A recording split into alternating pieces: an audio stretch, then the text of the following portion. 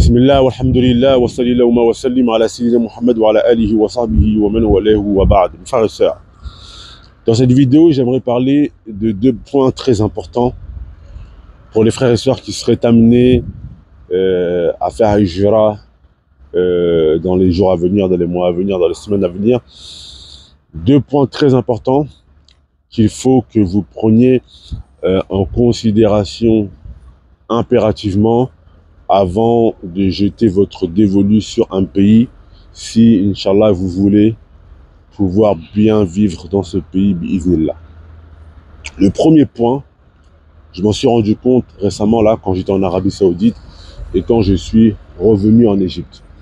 Le point numéro 1, c'est le pouvoir d'achat.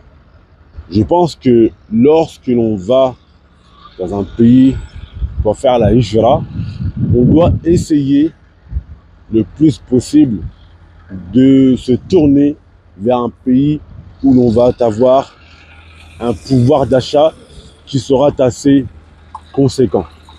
Quand j'étais en Arabie Saoudite là, par exemple, j'ai vu que manger des fruits en Arabie Saoudite, c'est un luxe qui n'est pas donné à tout le monde parce que les fruits en Arabie Saoudite, ça coûte cher.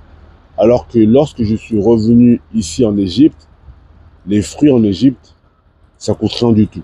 Tout le monde mange des fruits et légumes pratiquement à volonté. Alors qu'en Arabie Saoudite, les fruits et légumes, ça coûte un bras. L'Arabie Saoudite, la vie, ça coûte cher. Se soigner, ça coûte cher. Même mettre de l'essence maintenant, c'est devenu cher, etc. La vie est devenue très très chère. Donc en fait, en un temps... en très peu de temps, rapidement, on peut se retrouver en galère d'argent, etc., etc. Donc, le pouvoir d'achat, lorsque l'on jette son dévolu sur un pays, c'est très, très, très important de regarder en fait le pouvoir d'achat que l'on aura. Le travail que l'on va avoir, est-ce qu'on va être bien payé? Est-ce que le salaire que l'on va avoir dans le pays où l'on va aller sera un salaire qui sera assez conséquent pour nous permettre de faire des loisirs, etc. Même aller manger au restaurant en Arabie Saoudite, c'est très très cher.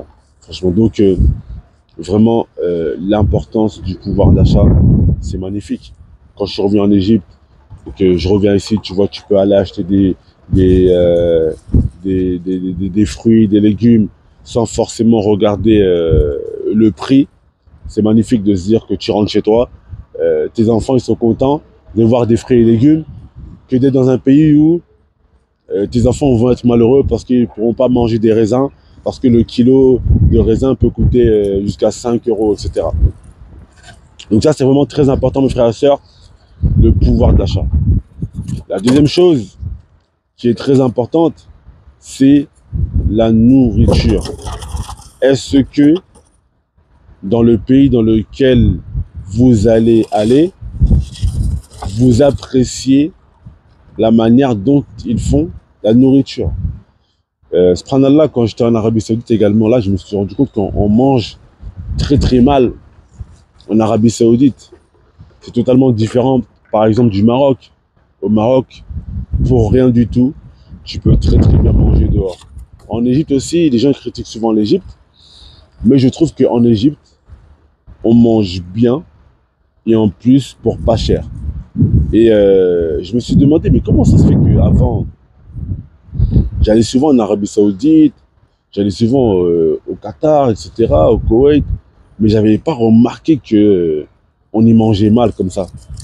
Parce que subhanallah, avant j'étais au Yémen, quand j'étais au Yémen,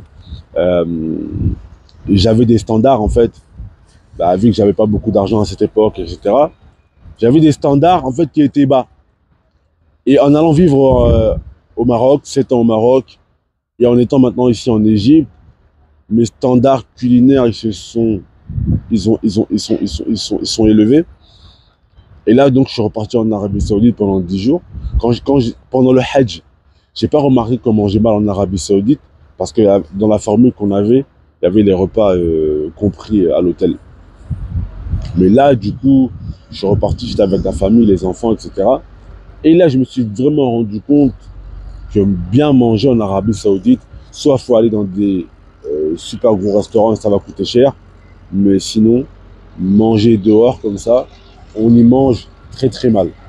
Donc, ces deux points qui sont très importants dans le choix du pays que vous allez faire.